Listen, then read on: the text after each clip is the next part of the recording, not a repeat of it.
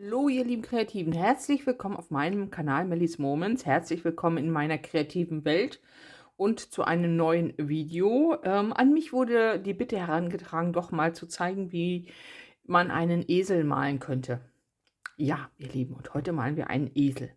Bevor ich dazu übergehe, euch zu zeigen, wie ich diesen hier gemalt habe, der sieht ja schon ziemlich süß aus, wie ich finde, zeige ich euch erstmal, wie man eine Comic-Grundform malt, was immer ihr daraus machen wollt, und dann zeige ich euch Schritt für Schritt, wie ich den anderen gemacht habe.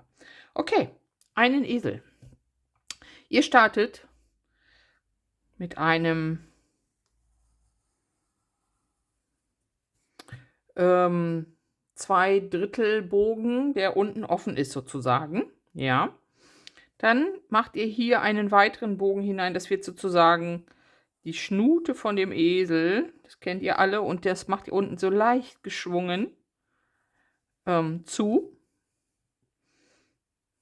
Also im Grunde könnte man, ja, könnte auch fast das ganze Ei machen, aber dann hat man nicht diesen kleinen Versatz hier drinnen, ne? Also sprich, man könnte das ganze Ei machen und das so halbrund. Also was ich meine ist, ich gucke mal, ob ich das so hinkriege. So könnte man es auch machen und macht dann hier so halbrund die Schnute. Das ist noch mal 'ne Nummer leichter. Das ginge auch, ja. Aber jetzt soll hier ja noch mal das Maul sozusagen dran. Also hier kommt jetzt noch mal so ein kleiner Bogen dran. Ich mache es jetzt hier auch noch mal, 'n kleiner Bogen. Wir gucken mal, wie das dann jeweils aussieht, was uns besser gefällt.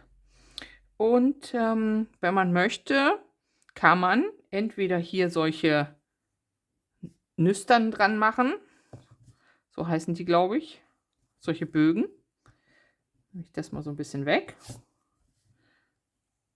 Ne? Also dieses hier unterbrechen, diese Bögen zu machen. So. Das sieht ja eher aus wie 'n Frosch, ne? Ist das nicht witzig? Guck mal, jetzt wisst ihr schon mal, wie ihr 'n Frosch malt. Lasst den großen Bogen weg und ihr habt 'n Frosch. Nüstern, so könnte man's malen. Man könnte aber das theoretisch auch so andeuten, wie ich das gleich bei dem Esel machen werde. Also nur hier drauf gemalt. Ist, finde ich, auch gut, ja. Okay, dann Äuglein.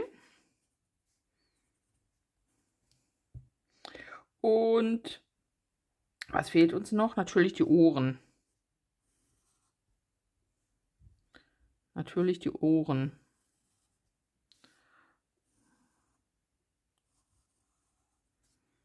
Eselsohren. Und wenn ihr wollt, noch ein paar Haare hier oben. Und schon habt ihr das 'n Eselsgesicht, ne? Hier auch.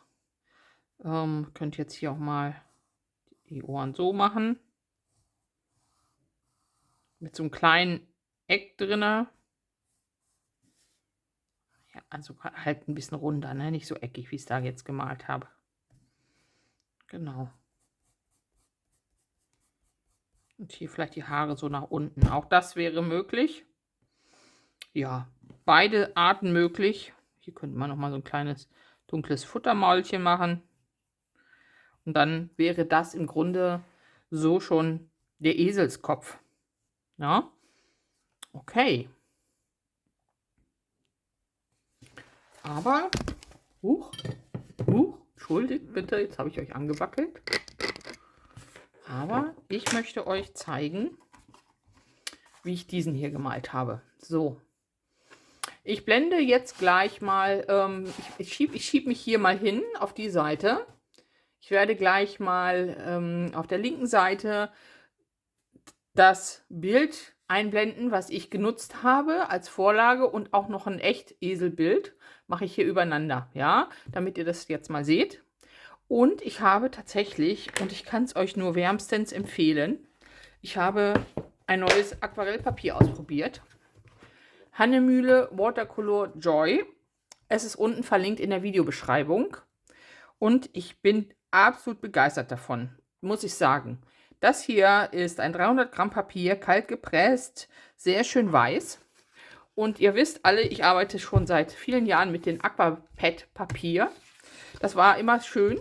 Also, wenn ich diese zwei jetzt aufeinander halte, sieht man auch keinen Unterschied von der Art des Papiers. Das ist das Neue, das ist das Alte. Von der Struktur, von der Art, von der Farbe sieht man keinen Unterschied.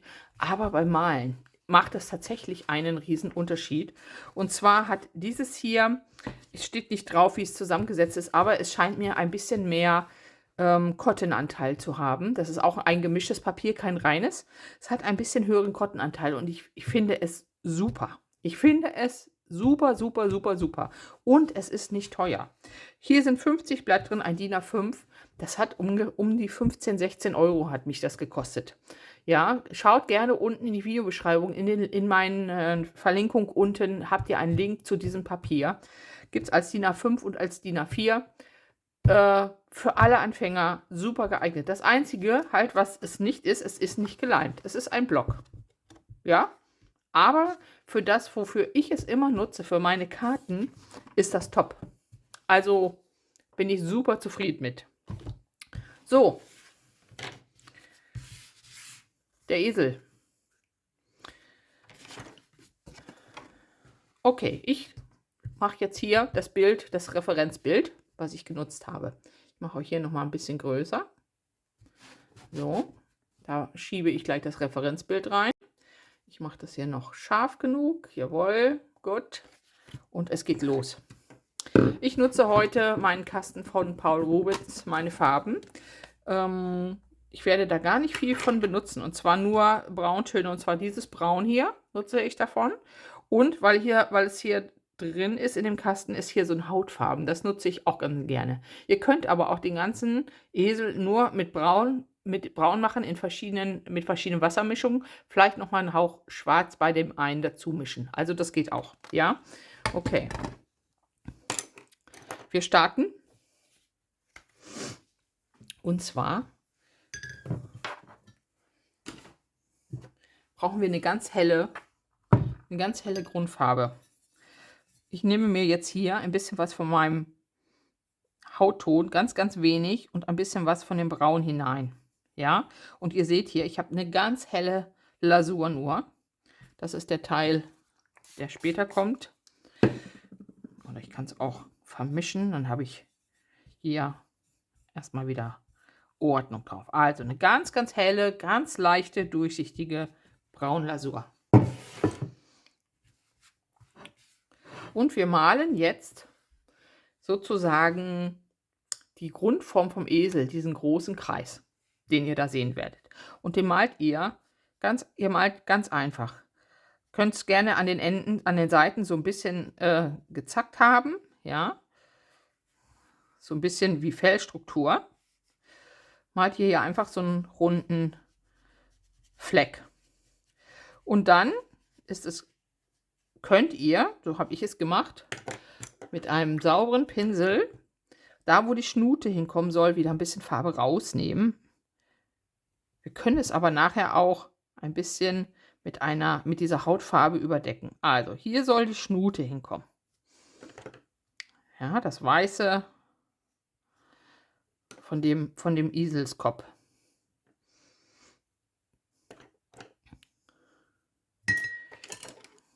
Dann gehe ich gleich weiter.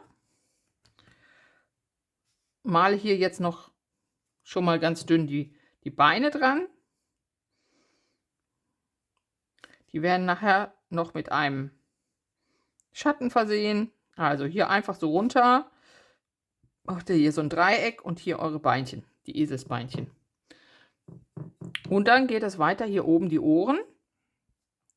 Einfach ansetzen, lang hoch und in einem asymmetrischen Dreieck zurück.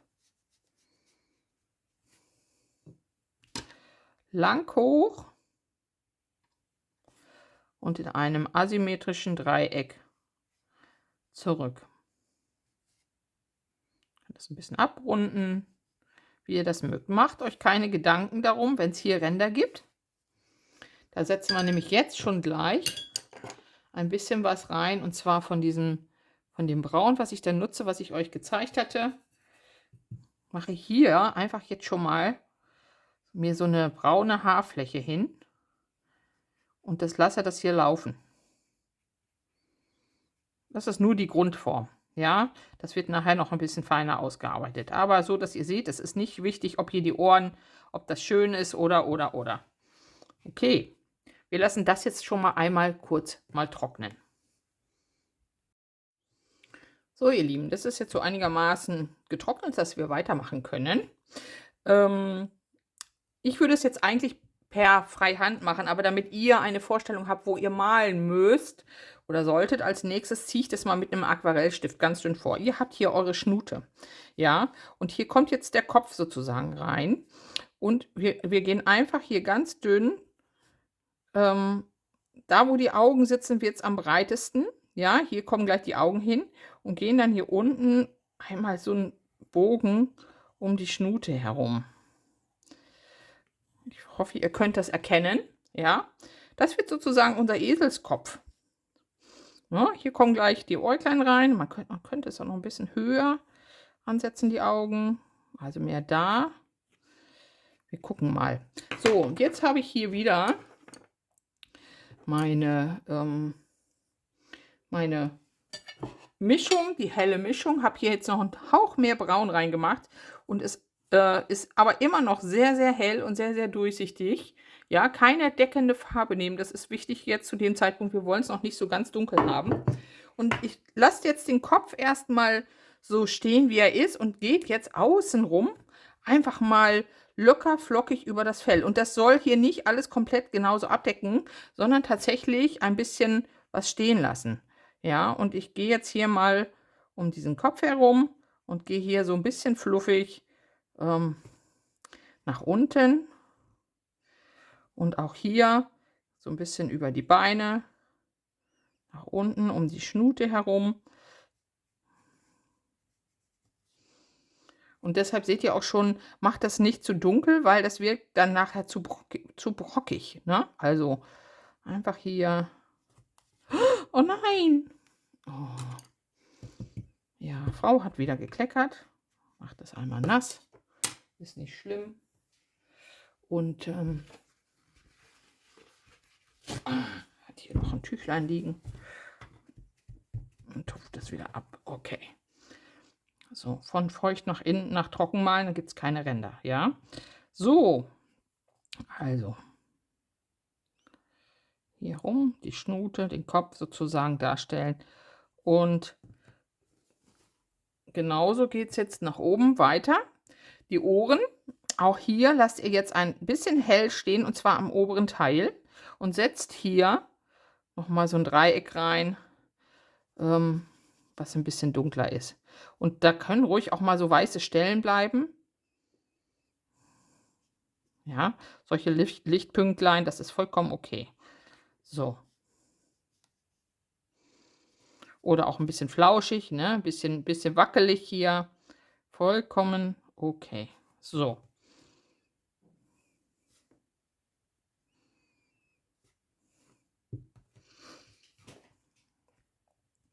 Sehr schön. Ich mache den Pinsel, lasse den im Wasser einmal austunken und spüle ihn nicht ganz sauber. Und ich gehe jetzt hier mal darum, wo die Augen sind, lasse da ein bisschen hell stehen und mache den Rest jetzt auch noch ein Hauch dunkler. Und gehe hier über die Schnute in einem Bogen. Die Möglichkeit besteht aber auch, das hell zu lassen. Die Möglichkeit besteht aber auch, das habe ich hier gemacht, ihr seht das, hier habe ich einfach nachher nochmal diese Hautfarbe aufgetragen. Also auch das ist möglich, ne? Einfach nochmal einen anderen Farbton drauf machen. Hier will ich es jetzt mal ohne machen, damit ihr wirklich auch fast nur mit einer Farbe arbeiten braucht. Und nicht noch eine extra Sonderfarbe haben müsst. So, okay.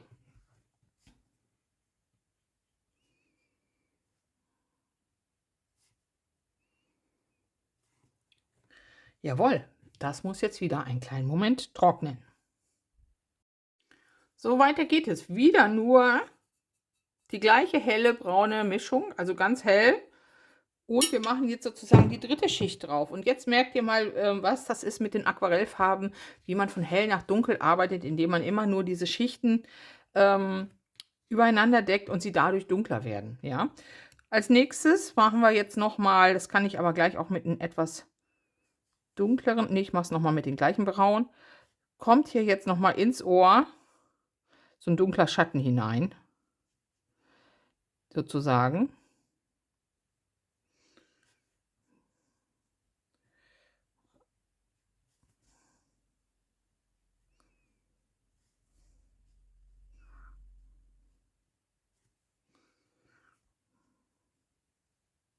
Und das muss nicht akkurat sein, ja? Wenn es so ein bisschen wellig ist, umso schöner sieht es nachher aus.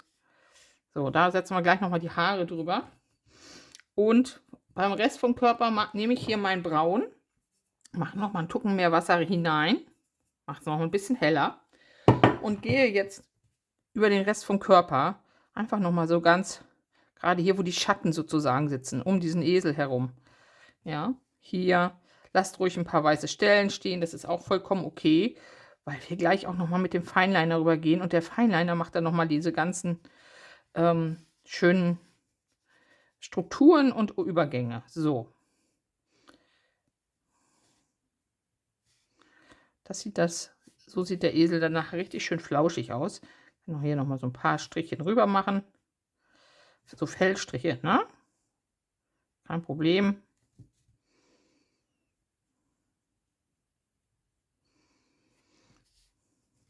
So, und jetzt nehme ich mir hier meine Mischung, die ich hier habe. So, können jetzt hier auch noch mal so ein bisschen ganz hauchdünn hier noch mal rüber gehen. Das ist auch okay. Wenn ich will, kann ich ja auch ein bisschen das noch mal jetzt ein bisschen hauchdunkler machen, wenn mir das zu hell ist, aber so bleibt es ja immer noch. So, genau. So, und jetzt nehme ich mir einen ganz kleinen Tucken Schwarz hier in meinen Braun hinein. Und ihr seht, ihr macht das ein bisschen dunkler. Und gehe damit noch mal und setze jetzt Schatten. Und zwar hier oben im Ohr und hier unten um den, da wo die Beine sozusagen zusammenkommen, ja. Bisschen Wasser aus dem Pinsel, bisschen verziehen. So, dass das hier ein bisschen, stellt euch vor, ihr guckt den zwischen die Beine unter dem Bauch und da ist es einfach ein bisschen dunkler. Mhm.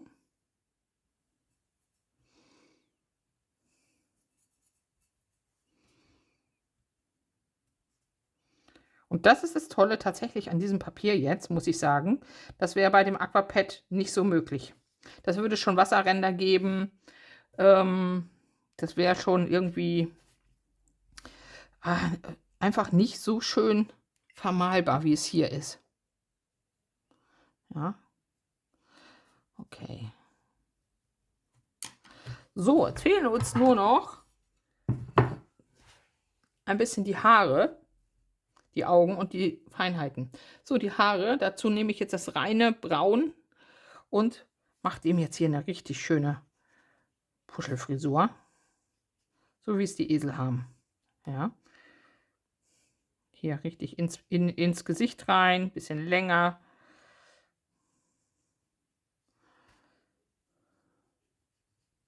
Und das gibt den ganzen Dreieck, was hier oben ist, einen schönen Übergang.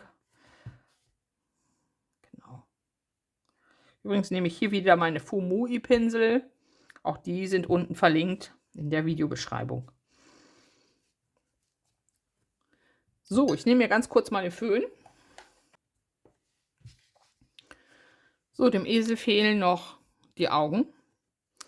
Wenn ihr euch das nicht mit dem Pinsel zutraut, nehmt lieber einen Stift. Und zwar müsst ihr jetzt hier einfach nur einen ovalen Kreis hinsetzen, der oben eine kleine Lücke frei hat. Ihr könnt das aber auch so machen, dass ihr danach einen weißen Highlight reinsetzt. Ja, also hier kommt das Oval, was oben eine kleine Lücke frei hat. Ja, genau. Und genauso ist es mit der Schnute. Die Nüstern. Ein Oval mit einem kleinen Strich.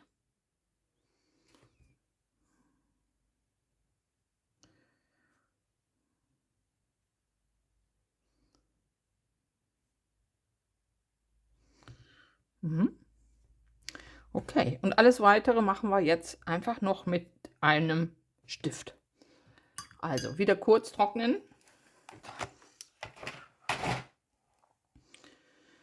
Ich glaube, ich überlege, ich habe mehr meine Fineliner und ich überlege tatsächlich, ich nehme jetzt heute mal lieber, hier habe ich den schwarzen genommen, aber ich nehme hier jetzt mal einfach den dunkelbraunen, der sieht nicht ganz so krass aus. Ja, genau. So, jetzt geht es darum, den ganzen Esel seine Struktur noch zu verpassen. Erstmal kriegen die Augen Wimpern. Ja, die Esel haben immer so wunderschöne Wimpern. Und dann fangt ihr an und macht einfach in so gestrichelten Linien die Konturen. Und zwar so, dass es nicht genau drauf setzt. Das heißt, ich mache jetzt hier einfach, gehe ich hier mal so hoch, ziehe mir das hier so drüber und hier wieder so nach unten. Und auch hier den inneren. Ja, nach außen, nach oben, nach unten und auch hier den inneren. Okay, dann geht es weiter. Genauso hier nach außen. Ich kritzel sozusagen hier einfach rüber. Über die Form, die ich da so habe. Na?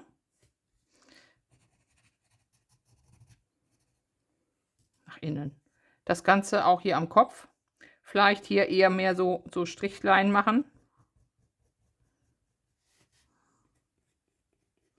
Also nicht so ganz doll gekritzelt.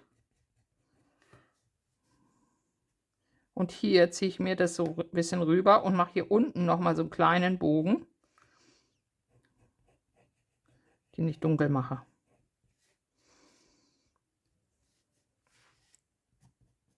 Hier könnt ihr nochmal gern die Schatten ein bisschen, sozusagen, wo der Kopf so herkommt, ein bisschen dunkler, ein bisschen fülliger machen. Und ich glaube, ich nehme doch noch schwarz dazu. Mir fehlt so ein bisschen der Kontrast, muss ich sagen. Also, genau. Und die Haare. Ja.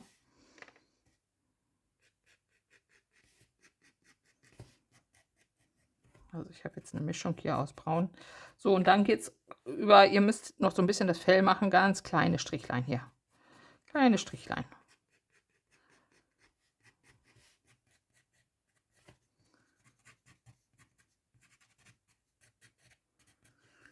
Okay, und dann darf natürlich das Ganze auch nicht fehlen im Gesicht. Aber da macht er nur so ganz wenige oder notfalls auch nur mit einem Buntstift. Wenn euch das nicht traut. Dann nehme ich dann vielleicht doch auch wieder mit dem braunen. Und nur so ein paar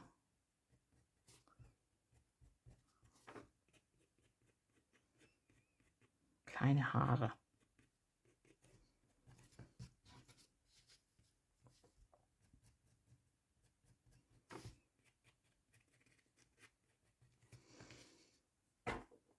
Jo. Hier noch so ein bisschen andeuten. Die helle Schnute.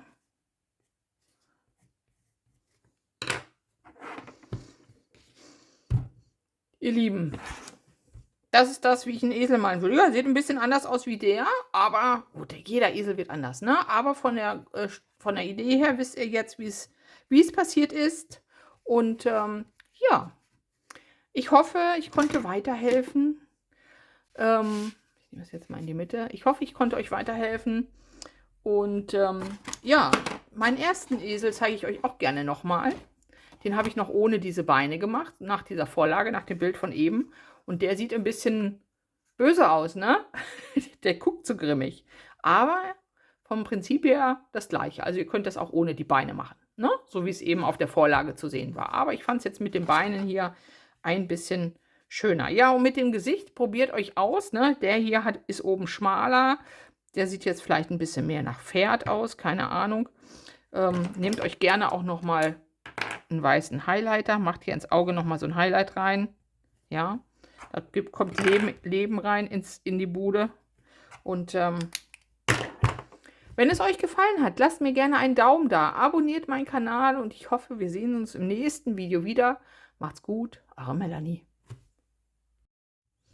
So, ihr Lieben, ganz am Ende würde ich mich gerne nochmal melden. Und zwar geht es darum, wenn man sich Ideen aus dem Internet zieht oder Vorlagen macht. Und ich habe da von einer bekannten, also einer bekannten Malerin, deren ich folge, einen Tipp mal gehört.